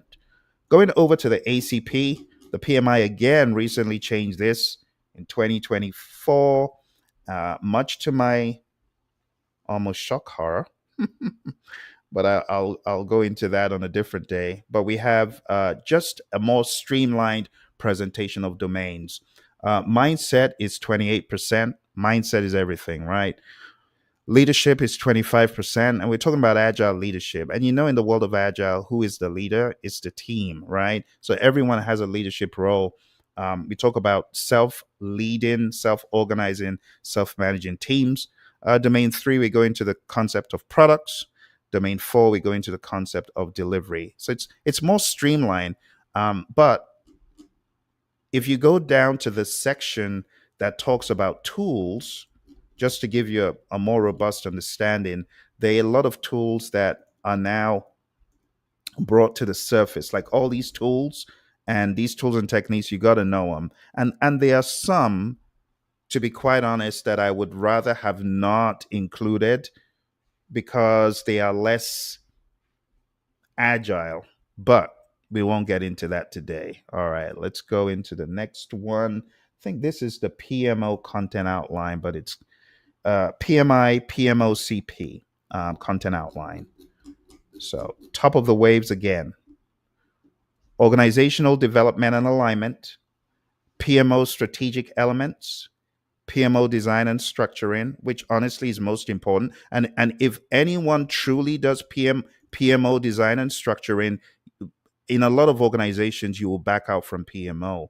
Because for PMOs to work, it's a balance of leadership and a balance of collaboration. So you cannot force the leadership element without bringing in the accompaniment collaboration, because it's a team sport. PMOs are a team sport, which is where I have, my own opinions about it. PMO operation and performance, 15%. PMO enhancement and effectiveness, 18%. And people. One of my students graduated with a master's in project and program management, and one of her assignments was to talk about PMO. So we went into this, and a shout out to Shauna, who got certified as a PMP recently. But this is the stuff she studied in college, and guess who her mentor and coach was? Yours truly. So we went into a lot of this stuff, and what I began to unravel is that there's so many dimensions with PMOs, it could be a slippery slope. You have to be careful.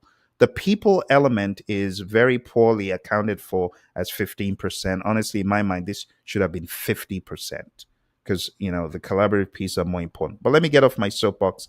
Let's go to the next one. Next one is CPMAI. I'm going to ask Darrell to join me in commenting. So Darrell, here we are at the domain versus percentage questions on the exam. We have AI fundamentals, 16%, CPMAI methodology, which is their unique bespoke methodology, 41%, machine learning, 13%, data for AI, 13%, managing AI, 8%, and trustworthy AI, 9%. What are your opinions, Darrell, on this breakdown of the PMI AI certification? It's only touching the surface of AI, Phill, on how AI can be integrated in project management. It's also touching the surface with how the brain works, having the word C in front of the AI. It doesn't focus heavily on that as well. And this is me just understanding the website and reviewing it, asking ChatGPT, is it worth the money? And what is it missing in regards to AI and PM and so forth.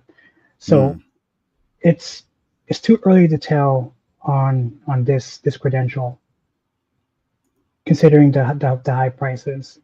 Awesome, Darrell. And I agree with you that it's too early. So you would have liked, as an educator, because you're my AI coach. So as someone that I've learned AI from, a lot of AI, and you're so wildly on the technical side of AI as well as the ethics side and the leadership side. But let me ask you, if you are going to up the ante on any topic that is here or not, which topic would you accentuate a little bit more?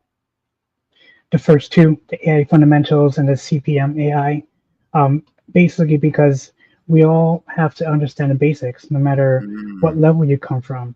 And mm. it's understanding prompt engineering, understanding what GPT is, understanding how to type in chat GPT on the internet, so it's just those basic fundamentals of AI and cognitive in that perspective. Great stuff, Darrell. So let's take a very quick look. So this is understanding of artificial general intelligence, AGI, strong AI, weak AI, basic stuff, the Turing test. So some of these are the basics that you would expect: AI applications and patterns, applying machine learning fundamentals. And then let's take a look at the CPMI methodology, differentiating AI project management approaches. So this getting more into project management from an AI lens. Explain why AI projects differ from traditional software development, evaluate ROI. A lot of stuff that PMI have recently put out here when they selling this course, executing the business understanding phase, managing and, the and, data. and it's slowly becoming obsolete. That that curriculum, Absolutely. Yes. And without going into that today, but I absolutely wholeheartedly agree. And you're very correct when you say it is very early in the day, because AI is reforming by the second. So a lot of what we like, might have thought was the way forward yesterday, it could very well change and morph today. So hopefully this is going to be updated with, because certain things are becoming more relevant in the world of AI than they were yesterday. Like agentic AI. No one was talking about this in the very beginning, but it has very quickly overtaken a lot of the thoughts. So when your agent, going to Darrell's thinking, when your agent knows all of this stuff more than you do, what's the value? yes, You know? that's correct. So And, so and at this level, at this day and age, ChatGPT understands the basics of project management. yeah. Unfortunately, it does. Yes, it does. And honestly, a lot of the questions that so in the very beginning, you can go back and watch the videos on the Project Leadership Institute channel. But, as a result of your influence, Darrell, I was one of the very early adopters of feeding AI questions that humans like me had written. And it was actually getting in the 60%. So it knew a lot even in the very beginning. And as time has gone on, that number has gone to 70 and 80%. It's hard to fool it, even with PMBOK, and it understands context quite well. So it's good food for thought when you take a look at this exam outline to really probe and ask, will this still be relevant tomorrow? But anyway, thank you, Darrell. Final one that I'll cover here is the PMI-CP, the construction professional, PMI construction professional. A very high level, we'll just take a look at the breakdown. So we have contracts management, which is big. Those relationships are big. 50% is, in my mind, a good number. It might be a little bit over the top, but still not bad. Stakeholder engagement, 30%, definitely needs to be up there in number. So very good. Strategy and scope management, 15%.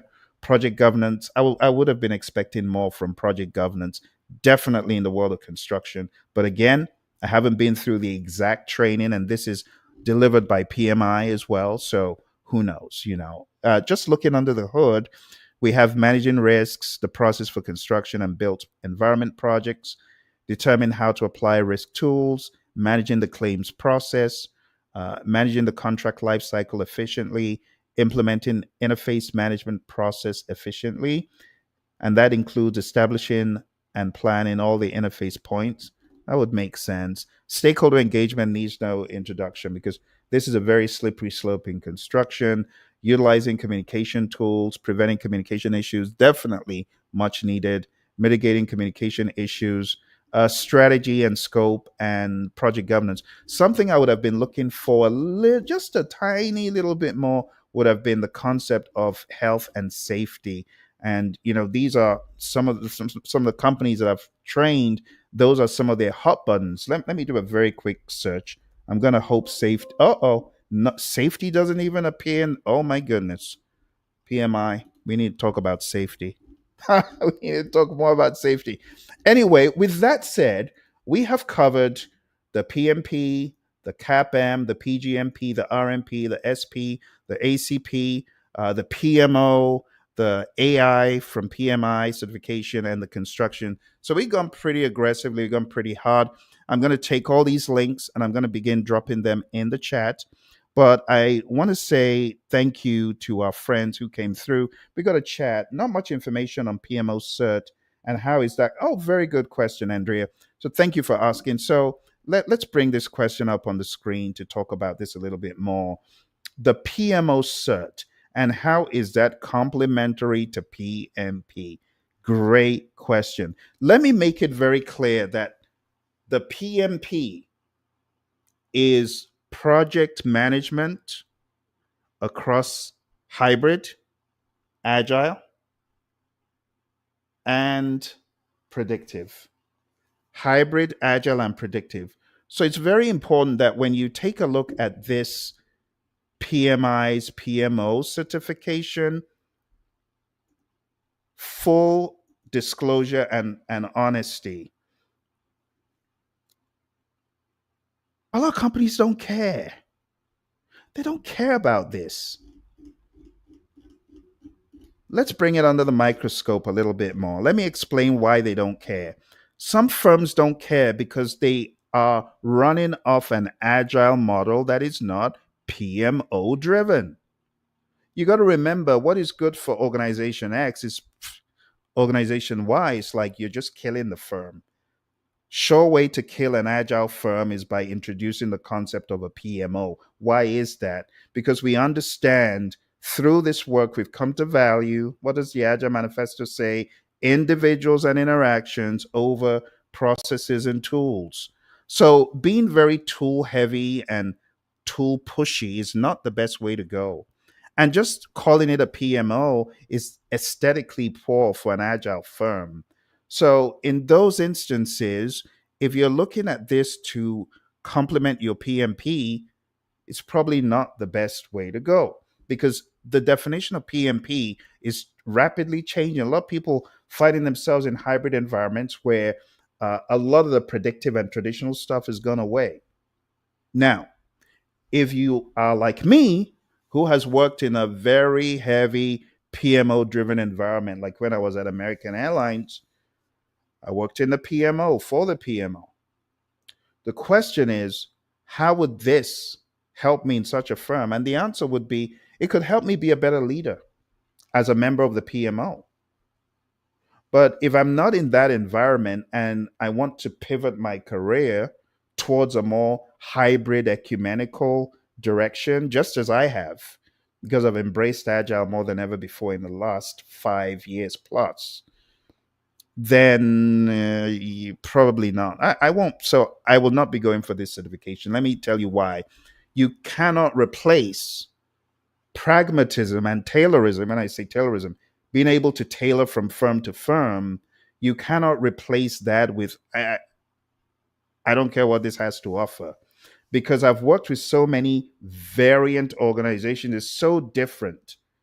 They're variant of what we would consider to be the norm that no amount of this stuff is going to help me when I come across those curveballs.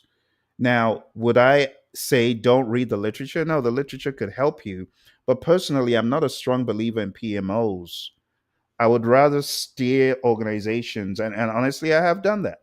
So I've been steering organizations that are mentoring and coaching towards a more community of practice driven model.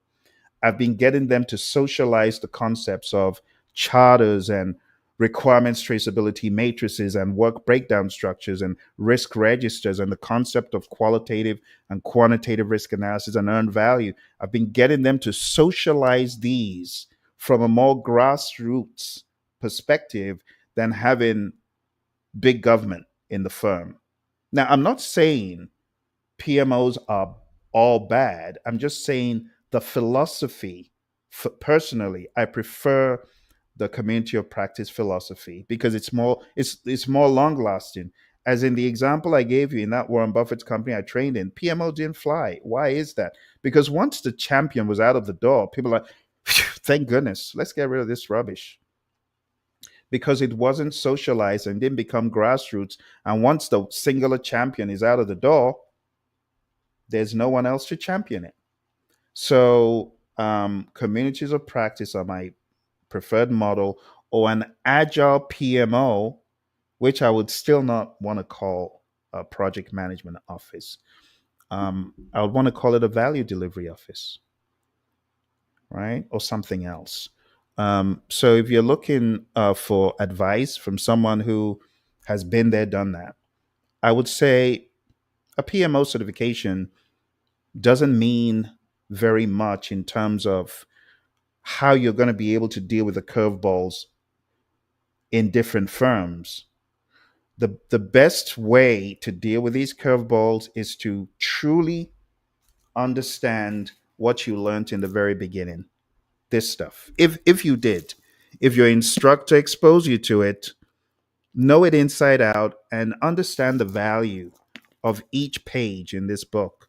And I'm showing you the 6th edition. I know. 7th edition, not so much. 6th edition, definitely. More for the PMO mindedness because you're going to be able to defend everything that is brought to the table. In some instances, a WBS and a WBS dictionary is required. In other instances, you don't need the dictionary. In some instances, you need a business case. In other instances, it should be accompanied with a benefits management plan, depending on the firm. And you don't necessarily need to go spend hundreds and hundreds of dollars only to find yourself in an agile driven environment where this stuff doesn't fly. So the question is usually, well, Phill, what should I do after my PMP? Pragmatize it. Make it practical. Make sure you know every single page in the book. And again, I know the 8th is on the way. And while I would encourage you to read it, I still want to encourage you to hold on to the 6th. Why is that? Well, if you look at the history of project management over the past 2 decades, organizations are becoming increasingly frustrated with a new mousetrap being presented in every new PMBOK guide. A majority of the hundreds and thousands of PMs that I've trained, coached, and mentored, those who are influential in firms, you know what they're doing? Some of them are sticking to their 5th editions. Some of them are sticking to their 6th editions. When this one came out, PMI had already lost a lot of people.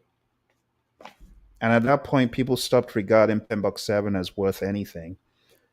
And to my point, if you take a look at the 8th edition in the works, they've thrown the principles from the 7th out of the window.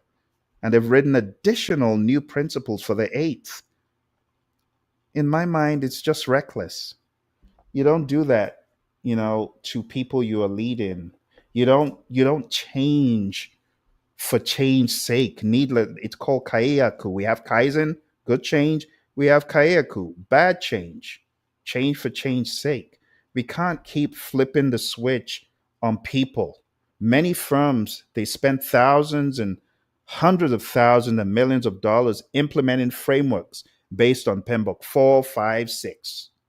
Then we come with the 7th and there's no guidance. And now we come with the 8th, which has thrown out integration, calling it governance, thrown out communications, dumped it in stakeholder. I mean, there's only so far you can push people to the brink of frustration. And a lot of the firms I mentor and coach are just like, no, we're good.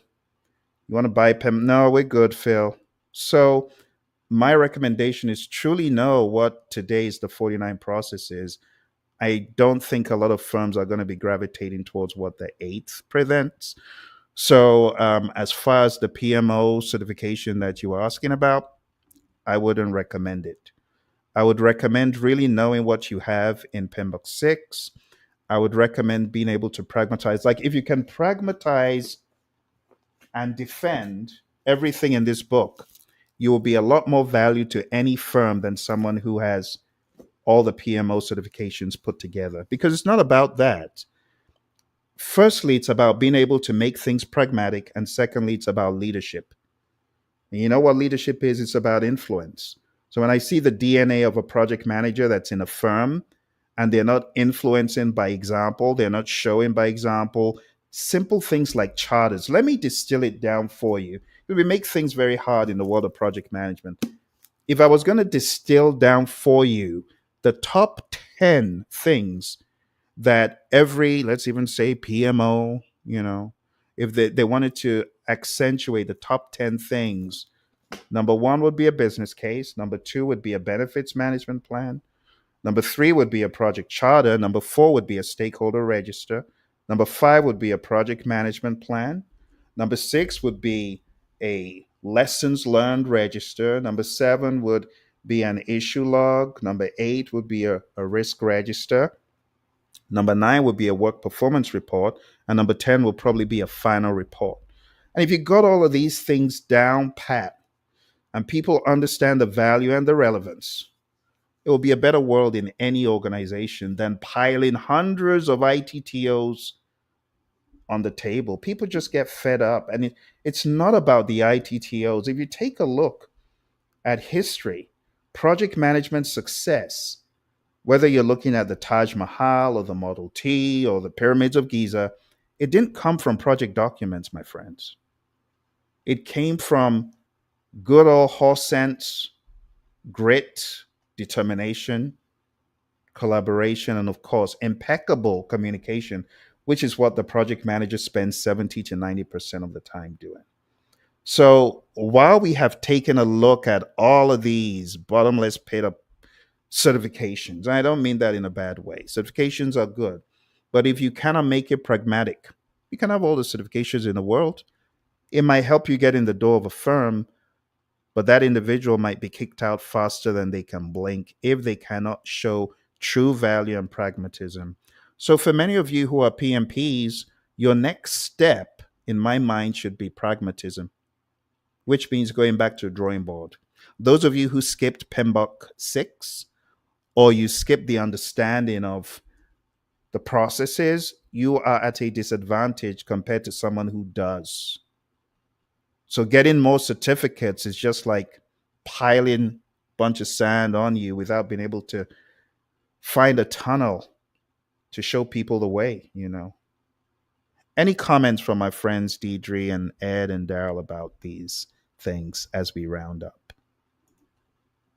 Phil, I think you really rounded that up. And I also want to let you know that I put the link in there that has all the different certifications, just in case if they want to explore other certifications. So it'll take them right to the page. But really, the context of everything, I know we went in different directions, is really about being pragmatic, getting a certification and just not getting it and doing anything with it, whether it's being a influencer to project management by creating content, what we're doing here today, or it's being a change agent within your organization. It's just important to really, all that time that you spent and sitting and passing this exam, that you actually leverage some of those skill sets. And the last part that you had regarding the PMO, that was really insightful, because I really think we are moving away from the three functionalities of supportive, directive, and controlling within a PMO, which a PMO is valuable, but what ends up happening a lot of times is that they don't want to pivot. So it's yes, we always do it this way, and I'm on the grass. I'm actually doing the projects day in and day out, and I'm saying, Yeah, that particular artifact is not aligned because it becomes a what it is called a artifact where it just sits there and no one really looks at it hardly. So I love the way that you really broke down the PMO piece of things. It's valuable to actually provide value to the business, and that's why the PMO was established anyway. So over to you, Phill. Great stuff, Ed. Any final thoughts, Darrell, Diedre? Yes, I'll go back to understanding the value and relevancy. And for me, from my experience, it started within myself, understanding the value that I could bring and transfer to the organization and individuals within the organization, which is wrapping up everything. So I take it back to the human part. It begins with me, understanding the value that's inside of me. How do I get to understand that value? I'm going to take it right back to mentorship, Project Leadership Institute. If you are not a part of a mentorship program to allow you to see the value that's inside of you, you cannot bring value to an organization or others. So that's my tip of the day. Thank you, Dee. Appreciate that. Darrell, any final thoughts and wrap ups and musings on the AI perspective to a lot of what we've been saying since you are our AI guy? Yes, for me, Phill, the key takeaway for this webinar and forum is to sit down and just do the pros and cons for everything that you're trying to do to accomplish that credential. Because it's the value behind it today and moving forward. Um, don't fall into that hype of just because I'm going to get certified doesn't mean I'm going to get a high paying job. You still got to network, you still got to have the experience. However, you need to understand that a lot of educators, leaders out there, entities, agencies, you name it, are going to start to price gouge. So you need to understand what value it can bring to you and also what value it can bring to you with you, when it comes to being in that environment. Beautiful stuff. All right, my friends. I want to thank everyone who came through and commented. Jay, Scott, Marcus, Andrea for coming through. Our other friends on LinkedIn who chatted in. The good Dr. Ngondo for sending in that very good question on green. And hopefully you're able to connect with Rich Maltzman there. Marcus, thank you. Marcus chatted something in. I don't know if I shared this. But Marcus said, I found that certs get your foot in the door with professionals, but it's what you do with it. For example, certs in academia haven't really changed anything for me. It's just not looked at as a big deal there besides bragging rights. It's sobering, but it's true. It's the truth. So thank you for sending that in. Did we miss anything else, Ed, Darrell? Did we get them all in? Everything looks good. The last one was from Scott that I've seen here regarding why get certified. But Okay. yeah, Why get certified? Because in a pragmatic sense, it values signals that you care about your profession. That's true to get certified versus those that don't. Very, very true, Scott. It gets you past the HR gatekeeper. Unfortunately, this is a world we still live in. It's very true. In fact, as Ed, you alluded to the applicant tracking system. Yeah, the applicant tracking system is just is the new normal. And a lot of the good candidates, they don't even get there because they don't have the PMP.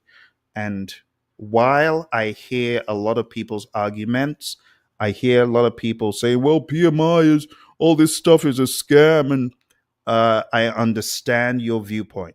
But you could stay on the sidelines and not get certified and keep banging your head on the brick wall, or you can join the paddy wagon and then you can go from getting in the 40s to high six figures, as it was the case for me. I was struggling to get out of the crab barrel. My salary was a joke. It was the joke of the day in the company I was in. There was a project we were working on, and I had racked up quite a number of overtime hours. And when my boss saw the sheets, like, oh my goodness, look at all this overtime, all this overtime, all this overtime. Oh, it's just Phill. Oh, if it was person X, that would have been a nightmare. Phill, not a problem. Wow, did you just give me a backhanded insult? And I said, yeah, I need to get out of this. That by the time your salary becomes a mockery, it's just sad. So I did everything I could to get PMP certified. My salary level went up from getting in the meager 40s in the blink of an eye. It barely took a month plus into the mid hundreds because of PMP. Now, it's not just the PMP. PMP got me in the door. But you know what kept me there? Ed said it. You got to make it pragmatic. You got to be able to speak to everything you put on your resume. There are a lot of people, they have PMP on their resume. Now, if they got into a firm, such as one that I interviewed in, and they began asking you about what do you really say project management is? What do you say about programs and portfolios and integration and schedule, cost, scope, risk, procurement, stakeholder? What is a product owner? What is Scrum? What is Agile? What does the Agile Manifesto say? And you're like, it's going to be curtains. The reason why I got into several high paying jobs is not only did I kill the interview, I remember my earned value interview with Honeywell. I just decimated that interview, dropped the mic, and I was overseas when I interviewed at the time. I was in the United Kingdom.